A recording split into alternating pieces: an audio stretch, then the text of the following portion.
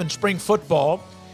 And Chris Lovell, Texas Tech, RedRaidersports.com, but also a broadcaster for Texas Tech Athletics and Radio, joins us on 365 Sports. Chris, thank you very much. We saw the note, Behren Morton shut down, and when I first saw that, I was like, uh-oh, is this a preemptive strike by Joey?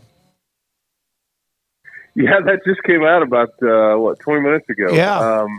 Behren had talked to the media before the first practice, I guess, and he played through that injury basically the entire time that he dealt with it.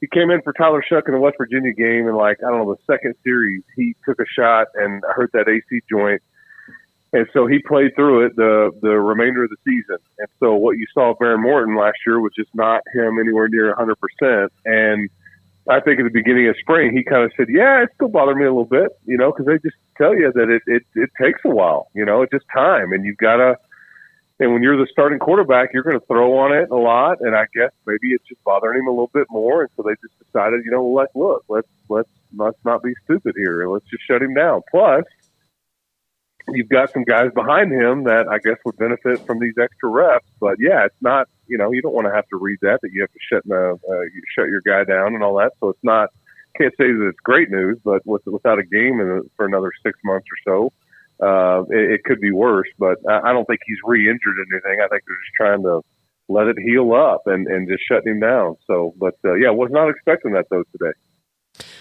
Chris, what do you think this means for the backup battle there? Who has the edge? Who do you think, or is this something that may even continue on into the season?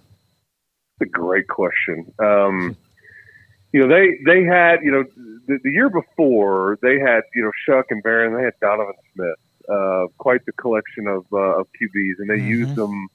They used them all, and I think Zach Kitley, when you get some of these injuries last year, he really missed the Donovan Smith component, the bigger athletic, we can run some QB power with you and do some different things. And I think, Zach realized in the middle of last year, I always want to have that component on our team. And so they went and got a kid named Cameron Brown out of a D2 school in Georgia. He was freshman of the year at a smaller school. He's about 6'2", 230. And I would have told you that no matter what, he was going to play it in some way, whether it's just packages or on special teams or gimmicky stuff or whatever. He's athletic enough and has got some wheels, and that they were going to find a way to utilize him no matter what. But this probably gives him a bit of a leg up on actually winning the backup job outright. And you've got Jake Strong, who started the game last year, and then Will Hammond, who was a lead 11 guy that I know that they're very high on. But again, he just got here, and so you just never know with those true freshmen. But yeah, that's the one positive, I guess, that you can look at from this standpoint, is all those three guys are going to get all the reps with the ones and the twos and things like that. And maybe it helps you jumpstart that race a little bit. Chris, I really thought that Taj Brooks would be gone, and then he makes the announcement, hey, I'm going to be back, which was obviously huge news, and still feel like he got a lot of attention, but probably not as much as he deserved for the type of year that he had. Are they just basically saying, hey, handle with care this spring because we already know what you can do? Or kind of how is that working with Taj Brooks, and just how big of a deal is that? But also, I guess, kind of in line with the quarterback question, what does that do for other young running backs? I was as honestly as surprised as you were about his return. There's only so much tread on those running back tires, right? Mm-hmm. And they used him a lot. He had nearly 300 carries last year and was extremely durable, productive. He's not a perfect back. He doesn't have breakaway speed, but man, was he a bright spot and one of the top running backs in the country. And they weren't super explosive on offense, and yet people just couldn't tackle him easy. He just and he's an unbelievably great kid. And I think that with NIL and all the stuff that's out there, I think it's okay, do I take a chance on going undrafted and all those things, or do I, make the most of one more year in college, which is available to me? And so I think that's the option that he took. But yes, I guess the NBA term would be load management. I mean, you know what he could do. You don't need to put him out there in spring football. And so, yeah, you've got a whole bunch of running backs, some younger, because you need to develop that because Taj will be gone after this next year. You've got Cameron Valdez, who was his backup. There's a kid named Cam Dickey out of the Austin area that they're very high on that came in that played quarterback in high school, who's about 6'1", 220. That I think they're very excited about. Bryson Donnell out of Tyler and Anquan Willis. I mean, there's a whole bunch of guys right there. But again, I think you sort through that as well. And Taj is still around and he's going through practices. But again, when it comes to contact, very, very minimal. And I think that there's no reason to put him in harm's way when you know how much he did for you and you want to try to keep him good to go for the fall. We asked Robert Allen about Ollie Gordon, who, of course, last year won all the awards and had a great run. Gundy is suggesting, and he's told Ollie Gordon that he's going to probably decrease his carries, or at least that's the plan. That doesn't mean he won't get a 35-carry game. But in the end, Taj Brooks had 5 more carries in one less game than Gordon. Is there any kind – now, he's a bowling ball, but also very, very athletic. Is there any thought about maybe giving him a breather on occasion? 1,000%. I think that's always and it's tricky for a coach, right? You say this, you have the intention of doing this. When push comes to shove, it's like, hey, you get out this series, and then everybody's looking at it like, okay, we're in a tight game, and like one of our best players is sitting over here on the sideline. But you have to make yourself do it, and you have to. Sometimes less is more from the standpoint of you get a better version of your good player by using them a bit less, and you keep them fresher for longer. And again, easier said than done. I've seen that conversation, over the years in a variety of sports, and it's just like it's hard to do. When it's like, oh man, it's 17-14, and here we are early in the third quarter, and we're going to keep him over here. Is that really what we're going to do? But that's what they're saying right now, and I think it's smart because I think you keep him, fresher for longer, and you get a better version of him if you can, do it. But it's going to come back to just somebody emerge that they trust, that they can, lean on, that they can handle, pass pro. That's what Taj is so good at. He's just a well-rounded player because he doesn't get the quarterback killed. He's going to pick up a tough blitz, and that's what these young running backs. It's not just about carrying the ball. You're going to be able to catch it. You're going to be able to pick up blitzes, all those different things, and that's the tricky part for these guys that come out of high school or these younger running backs. Is that in high school they all get it handed to them, and they don't have to pick up a blitz from a 230-pound end or linebacker that's coming full speed. That it's a collision, and you've got to be good at that. Otherwise, you're not going to play. They don't trust you to play. So that's what those guys are having to go through right now.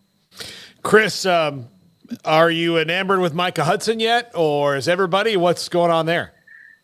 Well, okay. I feel like we're sitting here talking about a whole bunch of guys that aren't going through spring because Micah Hudson, he had a minor knee procedure, just cleaning it up. I think he kind of dinged it up at one of those All-Star games in December, and when he got on campus, they looked at him and it's like, hey, we're going to go ahead and clean you up. And I think he's close to being good to go, but I think they're just going to hold him out for spring. So, we haven't seen him yet. And I will tell you though, they do have 2 guys that everybody is enamored with that came in, one from University of Florida and the other one came in from Washington State, Josh Kelly and Caleb Douglas. I think Caleb Douglas is a guy that looks like he would go to the University of Florida. He's about 6'3", 190, can really, really run, was a starter before he got hurt early last season. And then I think Josh Kelly was about a 1,000-yard receiver for Washington State last year.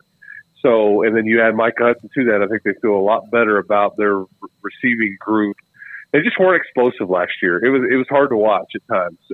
They're spoiled around here offensively in some ways, but they couldn't stretch the field, and I think they wanted to go try to fix it. And guys like Micah and Josh Kelly and Caleb Douglas to try to help them alleviate some of those concerns. Yeah, Chris just said he looks like a guy that went to the University of Florida. In my circles, that's not a compliment. That's usually a dig, in the Tallahassee circle. But but I know he made it with one. You know what I mean? It's like I get I do the sideline stuff for the radio broadcast. It's like over the years, you get down there on the field, and like when you play UT or in Oklahoma or you're in a bowl game versus LSU, you just look at, you're like, oh my, these guys look different than the group that I've been around all year. And he looks kind of, it's like when they got, the kid from Texas A&M a couple years ago that was the top pick, Tyree Wilson. I'm like, oh yeah, this is not something we see a lot of around here. 6'2", like 6'7", 280. And again, he's a measurables guy, but that's what Caleb Douglas is. So that's what I meant by that. Sorry if that was confusing. Oh no, it wasn't. No, yeah. It wasn't. Paul's just a hater in some ways. I just take any chance I get to take a shot at Gainesville, Florida. Exactly. Yeah. Chris, you mentioned there's a lot of guys we've talked about that aren't even practicing this spring. You have mentioned though, like the Caleb Douglases that are a part of the conversation. So for those of us that aren't boots on the ground, kind of the general observation, what would you say that we haven't hit on that is something of utmost importance or something that is of high interest as far as Texas Tech this spring? Yeah, the biggest storyline around here is their offensive line, and I think that it's been average over the last 3 to 5 years, and it's been a big problem. Part of why it was such an unbelievable year for Taj Brooks, because the line just wasn't great. It was okay.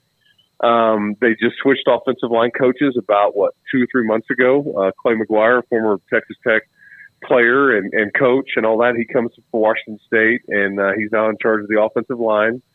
And they just needed to get a lot better there. And so they went out, in late December and early January, when everybody start going through the portal, and they brought in what they feel like are 3 starters, one from, Memphis. You had one from Toledo and one from Middle Tennessee. All are seniors. They're all 1-year guys. You're probably going to look at, those are the 2 starting guards and then a left tackle that they brought in here. And so that's really the focus. That offensive line has got to be better. And they all know it. And we could talk about Behren and health and Taj and stretching the field and all that, but that group up front, if they're going to take the next step and really contend for a conference championship, that group has to be better. And they knew it. And they were trying to, that they've recruited really well. The problem is that these offensive linemen that they've got in here, the oldest group that they're responsible for they're just now redshirt freshmen, okay? And then you've got the true freshmen they brought in here and all that, but they're just not quite ready, so they're trying to bridge the gap. So that's really storyline 1 and 1A, if you ask me. That's so much focus on that group. And they're going to be a bit younger on defense. There's probably just a general youth component on defense, because the fun part about having those 6-year seniors that come back like you did last year, and like Rabbit, who's going to get drafted, and Jalen Hutchings and Tony Bradford, those D tackles. You had a whole bunch of guys that elected to come back here. You're starting corners and Rashad Williams, Malik Dunlap, that were 6th-year guys and using that COVID year. It's a lot of fun when you have them. When they all leave, it's like, whoo, that's a lot of experience to just walk out the door. And so there's a lot of youth on that side of the ball. Now, they're faster, a bit deeper, but just not a lot of experience. But offensive line and just general youth on defense are probably 2 of the main storylines that we've got going on here. Was that youth in the offensive line also part of Clay McGuire coming back?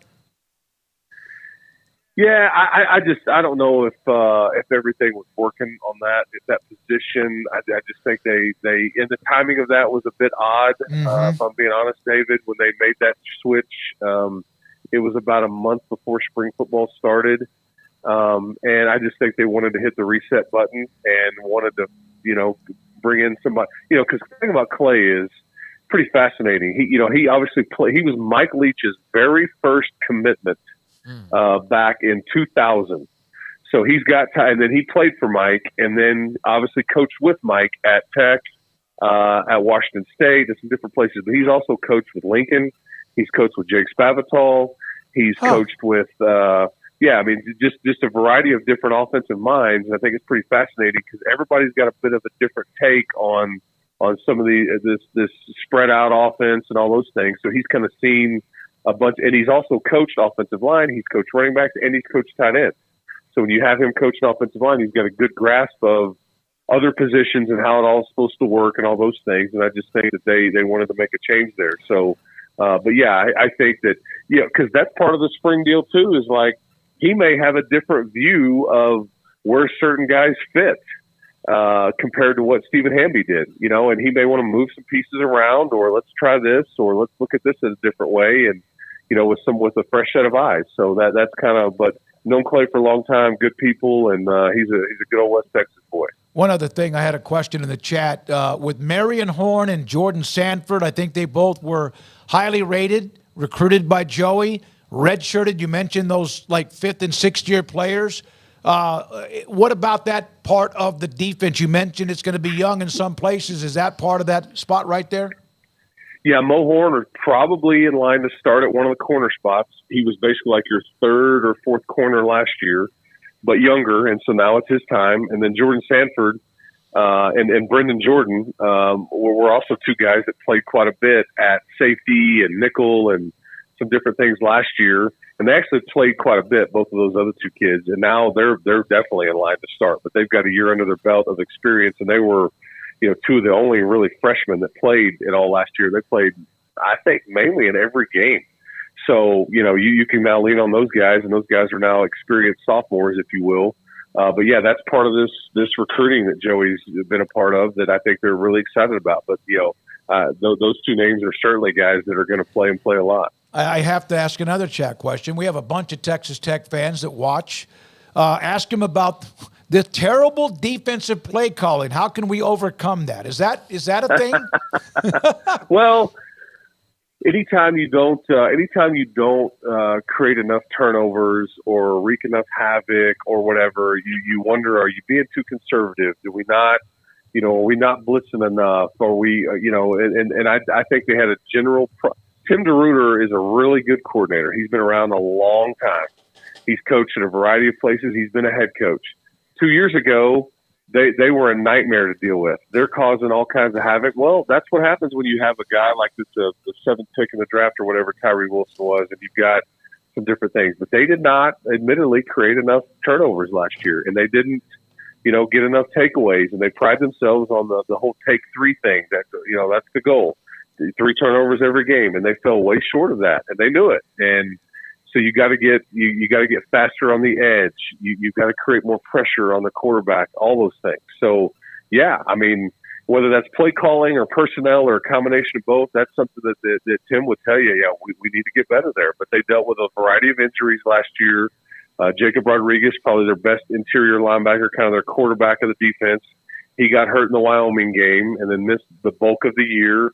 They had to move some different pieces around. And so, but it's that's just college football. You're going to deal with injuries, but there's certain guys that didn't play that kind of put them in a bit of a bind to not put their best foot forward. But that's the breaks. Nobody feels sorry for you. But yeah, creating more takeaways is certainly something they need to get better at. Chris, thank you. We took you for a long segment. Thanks for your time. Chris Level, RedRaidersports.com, also a broadcaster for Texas Tech Athletics and radio, football, and basketball, too. Texas Tech with